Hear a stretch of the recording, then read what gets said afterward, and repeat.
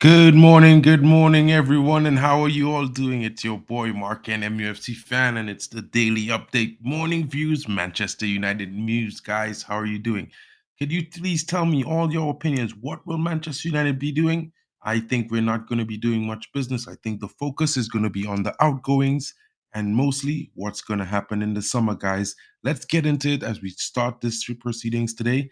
Don't forget to like and subscribe if you're new. Hit the notification bell so you can see when I'm live again. Guys, let's get into this news really quickly.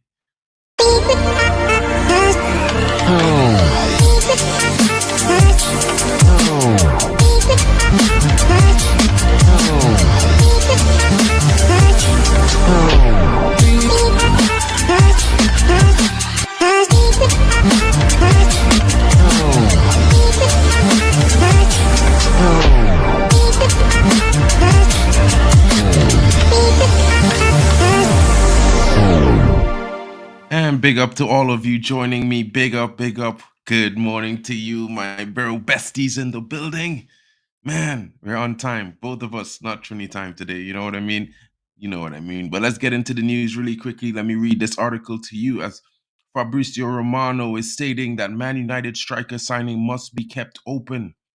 And Manchester United could keep their striker search open going until the final hours of the January window, even though they aren't currently exploring any deals right now, with Eric Maximum Choupo-Moting one of the names on the radar.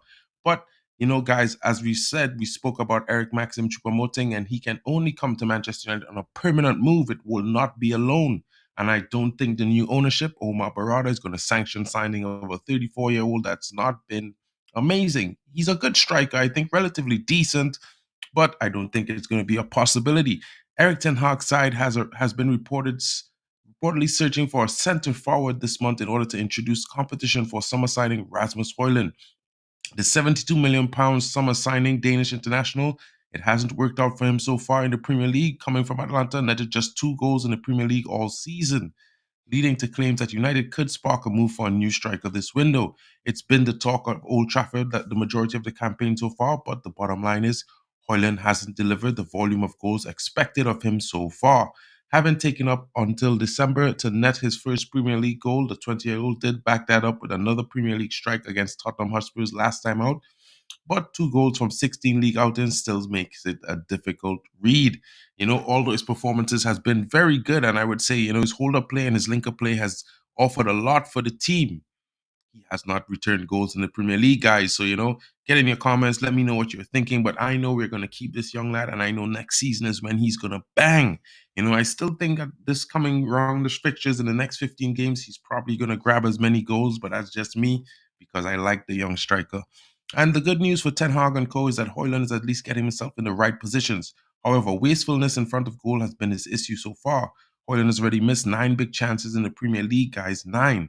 And that's a lot. Which ranks him 7th on the most profligate striker in the division. Supporters will be hoping that Højlund can flip this trend in the second half of the season, like me. You know what I mean? It's revealed earlier this window that United marked down the centre forward position as somewhere they need to improve this month. It suggested that 3-time European champions believe more experienced striker could help push Højlund's game to the next level. That's why I'm thinking maybe Karim Benzema. Guys, your thoughts in the comments. Let me know what you're thinking. Bestie, what is your view on this, man? Because at the end of the day, I know Højlund is a very good striker. We like the young lad, but Manchester needs to score goals. We need to make a push in this next round of fixtures to get ourselves in and about the top 4. And a lot of people might not have faith in the team doing that, but I would like to say to guys that we were really underperforming in the first half of the season, and I feel like if we could turn or get some luck and some run of form going, and with the consistent players who've been in the back line last season that help us get 18 clean sheets coming back into the fold, and as well getting lots of rest and time to train and get themselves fit again and ready for games, I think we could make a push, guys. Have some faith in the team. I know it's hard, but right now, we need to be a little bit positive. The guys need our support. As we could see, there's not much movement in the window. There's a lot of projected possibilities, but the main thing is we got a good CEO coming in who's very good on the football side as well as the business side. And we've been crying out for this for the last few months as fans. We needed something or someone who could back us and do the things that we have been seeing or that we think would also benefit the club. And guys, there's going to be a lots of talking points. One of the talking points is that Sir Jim Ratcliffe has set 100 million objective for Manchester United academy product sales. And a lot of people are thinking, well, this is going to mean we're going to be selling every single player that we saw came through the academy this season. You know what I mean? Yeah, I'd like someone, but in neither of the two mentioned, Bestie, we know you want Oliver Giroud, and I will agree with you, my bro. 100%, Oliver Giroud is a very good choice. But let's dive into this because a lot of opinions have been made on this topic on the setting of 100 million objective for academy product sales, and a lot of people are saying, Mason Greenwood is among a group of academy graduates at Manchester United are trying to cash in on this summer as Sir Jim Ratcliffe sets an ambitious objective to make 100 million on player sales to help the club operate better in the summer transfer. But guys, according to iNews, Greenwood represents the club's best chance of garnering a substantial fee for a youth product given in the eyes of financial fair play regulators. Cashing in on the academy graduates can be regarded as a 100% profit. Ineos would be silly not to take advantage of that to ease FFP. At the end of the day, guys, the report stresses that a number of La Liga clubs are monitoring Greenwood's situation. 22-year-old is currently on loan at Getafe. It's believed that he is attracting interest from Barcelona, Atletico Madrid, and Valencia. Pete Hall of iNews spoke on a Spanish-based insider about Greenwood, and the source in question said, of course, a move may be problematic with the clubs unwilling to comment on any of the links at this stage, but Barca have been watching him from the minute he arrived, as have other teams. However, Greenwood is not the only academy graduate on the lookout to cash in on at the end of the season. Scott McDominay was deemed replaceable, and some graduates out on loan, Hannibal Medri and Alvaro Fernandez, have clauses in their deals that could make their Old Trafford exits permanent once their loan spells conclude. Other players facing uncertain futures at United include Aaron Wan-Bissaka, Casemiro, Jadon Sancho, and Anthony. Let us know what you are thinking. Guys, what are your thoughts on this list of players? Big up to you, Compo Smurf. Don't hold your breath, guys. Yeah, man, you know what I mean? Only way we get something is if Hoyland gets injured, manager being left short again. 100%. But you want to know something, Compost? Like, recently I heard Charlie McNeil came back from loan. And I'll be honest with you, it might not be the ideal situation, but let's look at it from this perspective, right? If we can get some players who are not going to get game time out on loan so that they could get game time and get themselves, the younger ones, get themselves either in contention for the first team or high market value so we could move them on in the summer to help bring in sales, I'm all for it, guys, because at the end of the day, we have to be a little bit more realistic and harsh to the facts that, United are in a financial difficult situation. And as much as we would like to see signings and see someone come in and, see the team get bolstered, it may not be possible. I mean, Sir Jim Ratcliffe deal has not been ratified 100% yet. So it's one of those things where, it's going to be difficult. You know what I mean? But what I can say is that this man right here, coming in makes a big difference, guys, and it makes it more positive than negative. You know what I mean? And the revolution is about to begin, and a lot of people might have their own ideas of the revolution, but the most important thing, as Omar come through the door, guys have to remember that he's going to have a vision that he already had, and it might be a little bit different. It might take a little bit longer than we might be thinking in our heads. So guys, I'm thinking that maybe it's going to be a slow progression, and you know at the end of the day, I think his entry into the club will also bring a more serious focused nature on the players. You know what I mean? And guys, if I go into this article and talk about it, the announcement of Omar Barada as new CEO further suggests that big changes are set to come at Old Trafford, guys. In the coming months, Jim Ratcliffe and Ineos look to put their stamp and be more likely a trophy machine. The Spaniard is leaving City. You know what I mean? While it might remind fans of David Moyes' infamous comments about being aspiring to be like City nearly 10 years ago, it is now Manchester United's reality. 100%, guys. Reality. Of course, nothing is to say that City have achieved in the 15 years would have been possible without their ownership by human rights abusing state. I don't like this article, guys, but I'll keep reading. Nor the 115 alleged breaches in the Premier League's profit and sustainability rules. But if we put aside the 1 minute and quiet ask that, it still cannot be denied that the blue side of Manchester have been the antithesis of their red counterparts in terms of organizational strategy, culture. I wouldn't think culture, but mainly strategy, structure, and the other buzzwords. You know, guys. But what I can say, this article is speaking more about City than anything else. So I'll just move that one out of the way, and I'll go in to say that, yeah, 100% get him. Yeah, I would stick Rashford at number 9. A lot of people are mad, and a lot of people argue the fact that Rashford is a left winger. He's better off the left. But I'd argue with them, where was his output the best?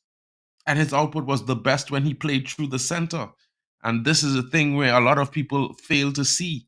You know what I mean? The proof is in the pudding, and it's there. Last season, he got his best. The best he got was playing at striker last season. 30 plus GA last season. Where was he playing? Through the middle. Guys, and people say Eric Ten Hag, talent ID is crazy. I can't see these young players getting much game time as ETH must now win at all costs. You know what, guys? This I also kind of agree with, but I also kind of slightly disagree with Bestie in the fact that I think Omar Barada, what I've read upon him about him over the last couple years is that, there were lots of suggestions that would possibly replace Pep Guardiola if he was to leave the City group. And one of the suggestions was Eric Ten Hag. And Omar Barada was one of those in support of that decision. So I would say to you guys that maybe they might have had a discussion with him and said to him, listen, maybe let's focus on your style of play. Use the players that, whether the results aren't going to be amazing or not, as long as you don't finish below 5th or 6th, we'll take it. You know what I mean? You have to look at it more in an objective opinion sometimes. And I feel a lot of people think that this guy is going to just come in and say, you know what? You have to win every single game. If you don't finish 3rd, we're firing you. Because at the end of the day, as we can all agree as fans that half of the starters need to leave. We need new blood. We need a new team. We need to refit and outfit and remodel and go again. You know what I mean? And listen, as much as I might be pro Ten Hag, I don't mind if he was to get sacked at the end of the season, because at the end of the day, I support Manchester United. And Manchester United for me is also, partly the coach, partly the players as well. So I would support them as long as they're playing for the team, they're wearing the shirt, and they're doing their best on the field. And I think that that's the way we have to be as fans. But at the end of the day, if you feel like you could only support them because you like the coach or you like the starting 11, I mean, everyone has their opinion, guys. Hats off to that. Big up to you. Point well taken. That sounds good. It's realistic, guys. Like Campos, yeah, you got to be near perfect till the end of the season. Go flawless. You know what? People forget, right? Man City has to play Tottenham. They have to play Arsenal. They have to play Liverpool. Liverpool has to play Arsenal. Liverpool has to play Tottenham. They have to play Arsenal. They have to play Aston Villa. You know what I mean? All these teams have to play each other. The top 4 is going to be shaken by the end of February, guys. You know what I mean? Football doesn't work like that. Not because these teams went through what they were going through the first half of the season mean they're going to replicate it. Sometimes things happen. And football is a funny sport, guys, in the sense that, a team could be the better team today, and 2 day and a week later, the next team could catch them off guard. So you have to watch it and enjoy the game as well. And I know as Manchester United fans, it's tough. It's a tough one. It's tough for me watching the team not play well. But you know what? At the same time, I can't always blame it on the manager, because at the end of the day, I know a lot of the players and teams, you know what I mean? Sometimes it doesn't work that way. You could have the best aspirations, and then when you come out to play, it just doesn't work. And it's a tough one, guys. It's a tough one. If we lose to Wolves, I don't want to hear about top 4 again. We can't string 2 wins together. I mean, going on the first half of the season, that's sort of an accurate statement. But at the same time, we got Leacher back, Campos, and I know you might be saying to yourself, it's tough and it's going to be difficult. Yes, it's going to be tough, and yes, it's going to be difficult. But some of the players that we built our defense on last season are returning. You've already seen Leacher come back in the last game, and arguably Spurs' chances on goal were shut down almost completely when he came on the field. You know, if you look at the statistics, they got 7 chances in the second half, 5 of which came in the minutes before Leacher came on the field. So I think the team is about to go through a little bit of a bump in performance, a level of standard again with the impact of Leacher. We all know he can play the ball out from the back. He knows how to operate. Now he has a very technical, young, creative, valiant, brave player in Kobe Mainu who plays with a experience above his years, guys. You know what I mean? And you know what, Campos? Harry McDeany is about to bench Varane. I doubt it, bro, because you know what? I think Varane, as much as he might have his moments, I think when he's next to the Leacher, the Butcher, I think he's better. You know what I mean? I think Leacher raises Varane's level to almost the best of his, when he was at Real Madrid, those years when he was unstoppable, a Rolls Royce always. You know what I mean? So, guys, have a little faith. I know it's hard, but you know what? Let's go through this last article talking about Anthony Martial, guys, because I just wanted to bring this to your attention that, Ten Hag has made swift decision on Anthony Martial replacement. And I left this article for last because you know what? The headline has, Karim Benzema on it. And we already spoke about that before a couple of days. I've been speaking about Karim Benzema for a couple of weeks now. And Karim Benzema is an option. They are in discussion with him, and it's possible that we might get him. But at the same time, like I say to you, this has always been my thought since we got Omar Barada that we're not really going to do any signings in January, and listen to what Eric Ten Hag has to say about this ahead of the manager's press conference, which is live tomorrow at 1:45 UK time. Don't forget to be here and be square, guys. Anthony Martial's operation for a groin injury, and I want to highlight a groin injury, right? Because we were told by his agent that he had to have surgery on his abductors, right? So let's say that's where the injury happened, per se. And then let's go on and say, has all but ended in a disappointing career at Manchester United. Given by the time he is fit to play again, it will be virtually the end of the 23-24 season when his contract runs out. The Frenchman is always flattered to deceive at Manchester United, which is a fact, but has never looked remotely like leaving the club, forcing one manager after another to consider him as part of their squad options. He will finally walk through the exit door in the summer, opening up space in the squad, so doing.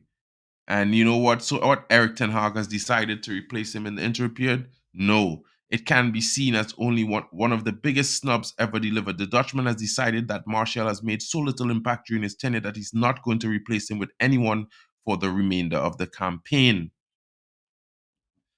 And I want you to remember that Ten Hag decides for himself that he does not want to replace Anthony Martial anymore.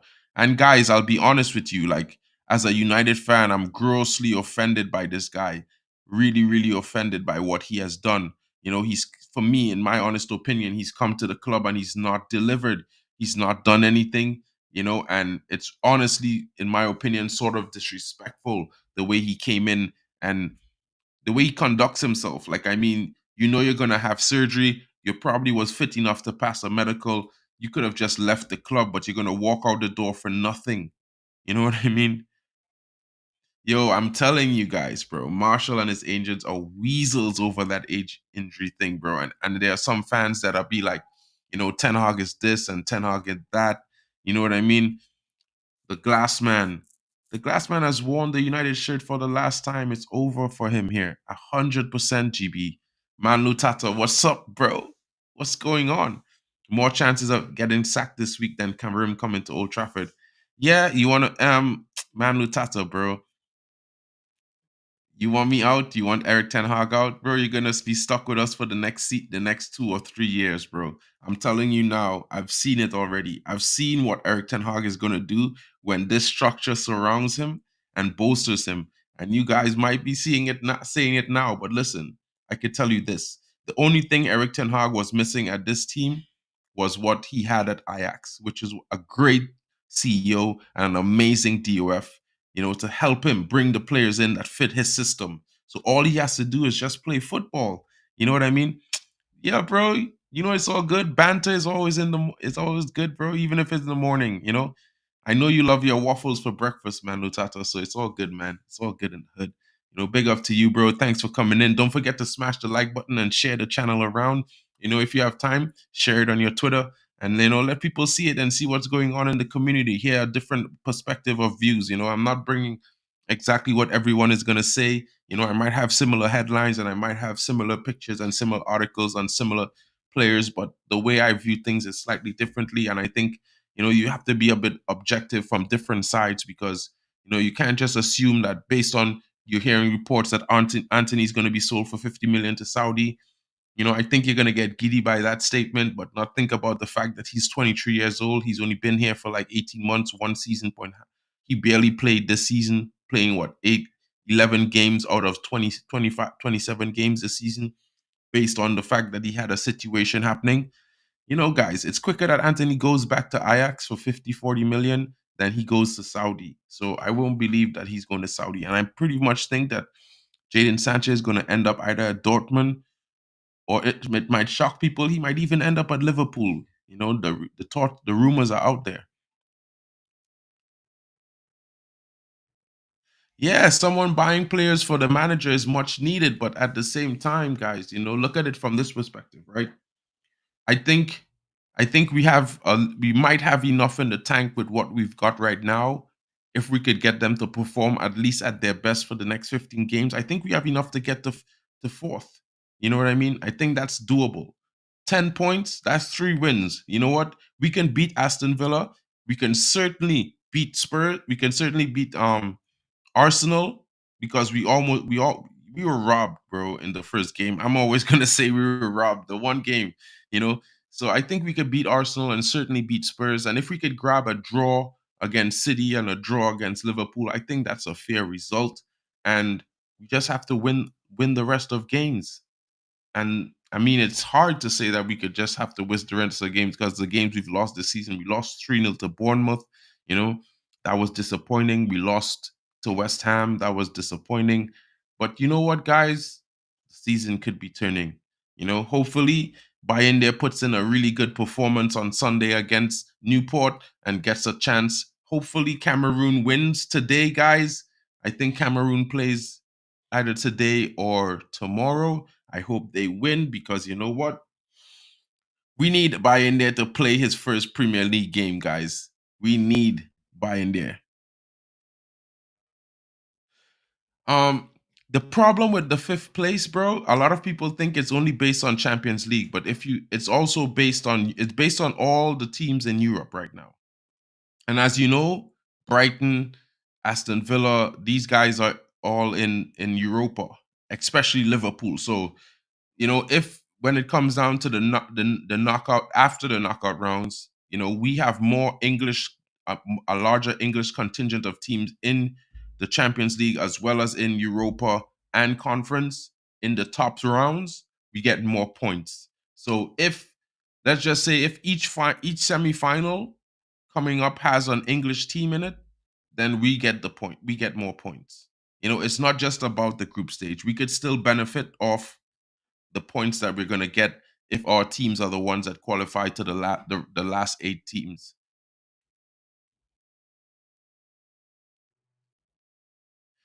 Wasn't Villa in Europa? No, it's West Ham in Europa. West Ham, Liverpool, and Brighton are in Europa. Yeah, Villa is in the Conference League. Yeah, Villa could probably win the Conference League, guys, and that's going to be another boost because you know what? If they win the Conference League, they play in the Europa next year. So it's going to be one of those things, guys. There's going to be lots of spots for open up in England. In one of those things, the Champions League I think is better. I think the format changing next season to a league is kind of different. It's not going to be the same group stages next season, guys. So stay tuned for that. You know what I mean? It's going to be sort of a league system where everyone plays everyone once, and then the ones with the most points, then they face off each other in a group stage playoff, and then some goes off to. Yeah, that's going to be interesting. It's going to be different, guys. Next season's Champions League is going to be really different, guys.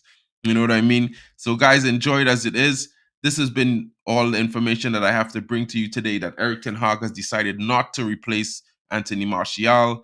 Basically, Karim Benzema, yes, we are having talks with him, but it's not 100% concrete yet. There are talks going on about Benjamin Sesko, but I think that's more for the summer. He's available on loan this month because he has been on the bench, only playing 312 minutes in as many as 17 games, but he has 8 goals so far this season. He has 3 assists. I think it's not a bad option to get a player who's not getting much minutes, but he's producing goals. He's also very young, which will make it good competition for a long time with Rasmus Højlund. Guys, there's lots of talk about Rafinha being traded with Mason Greenwood, lots of talk of Mason Greenwood being sold, but I have to remind everyone, if Barcelona has been heavily scouting Mason Greenwood, and Laporta has been reported as saying that he's going to grant Mason Greenwood the Messi's number 10 if he signs for the club, just remember Omar Barada was once at Barcelona, and he was at the City Group. So the things you have to take into consideration is that he might understand that, listen, now it might be tough, but in a year or two, with the amount of goals and assists and the performances that Mason Greenwood would give to this team, and it's undeniable, guys, he hasn't played football in 18 months, and he's been one of the best performers in the La Liga this season, winning Jugador of the month of December. Guys, this is not a mere feat. There's players like Jude Bellingham. There's lots of big players in the league in Barcelona, in Spain, and this guy won Player of the Month in December, just 5 months after returning to football on a professional level. You have to understand, that's just a lot of talent, a lot of ability, and a lot of hard work and effort. And this is the type of player you want at Manchester United. And I know a lot of fans might be mad at me, but you know what? When a player is showing you that he's working hard, doing his best, and he's not even playing in one of the best teams in La Liga, you know what I mean? He's not even playing with the best midfield in La Liga or the best attack in La Liga. He's playing with one of the decent mid-table teams in La Liga. And you know what? He's doing it against the big clubs. All the big clubs that have faced him so far are in shock of his performances, because not only he plays well, but he lifts his teammates to a better performing level. He's always at the center of all their goals, creation, all the good things. He wins most of the free kicks as well. Guys, I think if we're basing this on football and performance, and as a team, we want to go forward and be better, as Manchester United, we have to forgive. You know what I mean? Everyone has made mistakes. The club has made mistakes. The owners make mistakes. Players make mistakes. But sometimes players, they could apologize all they want with words, but at the end of the day, the most important thing is their actions. Actions speak loud, guys. And his actions so far are saying, listen, I'm doing my best. Just look at me. I'm playing my best. I'm playing hard. I'm doing well. Just give me a chance. And guys, it might be difficult to even get him back at the club, because as we know, there's an option for a contract extension till 2026, 2025. But, lots of clubs, Barcelona, Atletico Madrid, Real Madrid, all these clubs in Spain are looking at him. And we haven't even mentioned the clubs in Italy, Portugal, like Juventus, like Milan, like Inter. All of these clubs are eyeing Mason Greenwood because they can see he's generational, guys. Let's not lose players. You know what I mean? Let's get rid of Deadwood. Let's get rid of the terrible football players, the ones who underperform consistently, the ones who are inconsistent. You know what I mean? The ones who don't work hard. Let's get rid of those players. And let's keep the players who are going to work hard for Manchester United and represent our badge in a way that we, the fans, will be proud of. Guys, I don't have much other information to bring to you this morning, but I will be back later on today at 4 p.m. UK time with the Transfermarkt show. I haven't done it for the last week, but guys, don't be worried. I'm bringing you some good information.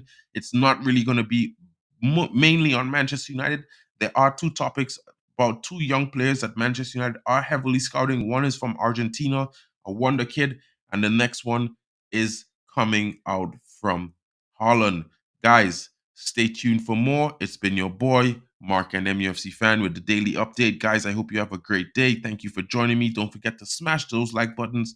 And if you have a chance, leave a comment in the non-like section. Tell me what you're thinking. What do you think Manchester United is going to do? What are your opinions? What would you want them to do? How would you want them to proceed going forward? And what are your thoughts for the rest of the season? Guys, tell me where you think Manchester United is going to finish if they perform well. Tell me if you think they're not going to do well and we're going to finish really low. Leave your thoughts in the comments, your criticisms, and I hope you all have a great day. It's been your boy, Mark and MUFC fan, with the daily update. Morning views, Manchester United news. Catch you later, guys. Thank you for coming.